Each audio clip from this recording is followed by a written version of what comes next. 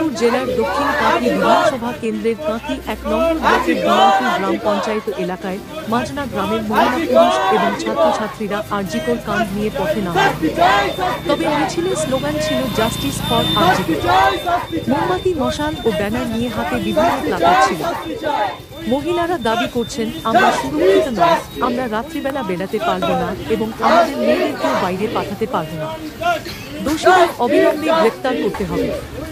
এমন সাজা হোক দেশ নয় রাজ্যবাসী তাকিয়ে রয়েছে, আর কোনদিন এরকম ঘটনা ঘটবে না। মাজনা বাজার পরিক্রমা করে এই মিছিলে সমাপ্তি করে। আমরা ভয়ে পিছিয়ে থাকি, মেয়েদেরকে বাইরে পাঠাতে পারছি না। তারা নিজের পায়ে স্ট্যান্ড হবে কি করে? তাদের স্বপ্ন থাকে তারা যে আমরা নিজের পায়ে দাঁড়াবো, সেই স্বপ্ন যদি তারা না পূরণ করতে পারে, তারা যদি সমাজে না বেরোতে পারে, তাহলে আমাদের কন্যাশ্রীও কি হবে, লক্ষ্মী ভাণ্ডার কি হবে? লক্ষ্মীরা যদি সুরক্ষিত না থাকে, কন্যারা যদি সুরক্ষিত না থাকে, তাহলে এগুলো নিয়ে আমাদের কি হবে? আমরা একটাই আমাদের আবেদন, দোষীদের শাস্তি চাই।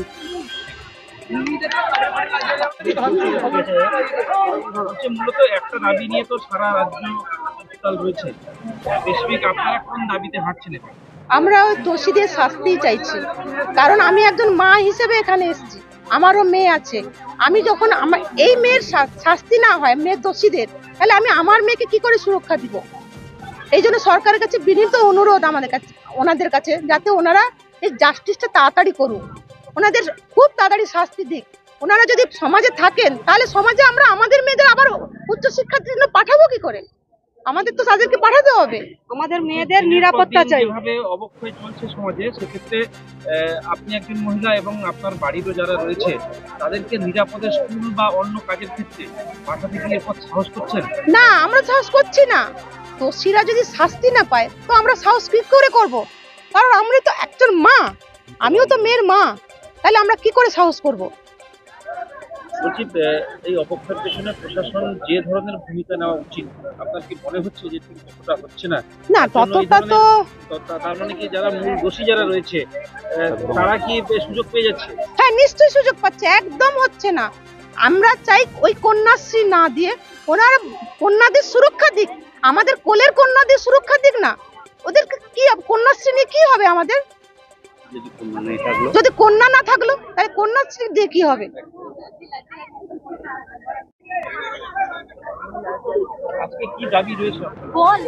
আমাদের দাবি আজকে একটাই, যে আমরা আজকে যে কারণে এখানে সবাই সমবেত হয়েছি, সেখানে একজন মহিলার উপরে যে নৃশংসভাবে অত্যাচার হয়েছে, তার সঠিক বিচার চাই। শাস্তিদের এমন কঠোরতর ভাবে শাস্তি দেওয়া হোক, যেটা দৃষ্টান্ত হয়ে থাকুক সারা পৃথিবীতে, যে আর যেন দুবার কেউ ভেবেও না পায়, কাজ করার আগে দুবার ভাববে যে এই কাজটা আমরা করবো কিনা। একজন বাবা মা যে কষ্ট করে একটা সন্তানকে বড় করে যে স্বপ্ন দেখেছে, সেই স্বপ্নের যে ওরা শুরু হতে না হতেই শেষ করে দিল। আমরা চাই ওই শাস্তিটা যেন ঠিকভাবে হয়, আমরা এটাই চাই শুধু। যে একটা এতটা দেরি হচ্ছে, আপনাদের মনের মধ্যে কোনো উৎকণ্ঠা তৈরি হচ্ছে যে আদতে? অবশ্যই হচ্ছে, কারণ না, অবশ্যই হচ্ছে যে আমরা প্রথম থেকে যেভাবে আমরা দেখছি যে প্রমাণগুলো লোপাট করে দেওয়া হচ্ছে, তাই ওরা ঠিকমতো খুঁজে ঠিকমতো শাস্তির জন্য যে যাদেরকে ধরার দরকার, ওরা ঠিকমতো ধরছে না। আর আমাদের প্রশাসন বিভাগগুলো ঠিকমতো কাজ করছে না। আমরা ওদের কাছেই দাবি চাইবো যে ওদেরও বাড়ির বোন, মা, মেয়ে সবাই আছে, তাই ওই দিকগুলো ভেবে সুবিচারটা যেন তাড়াতাড়ি হয়, আমরা সেটাই চাইছি।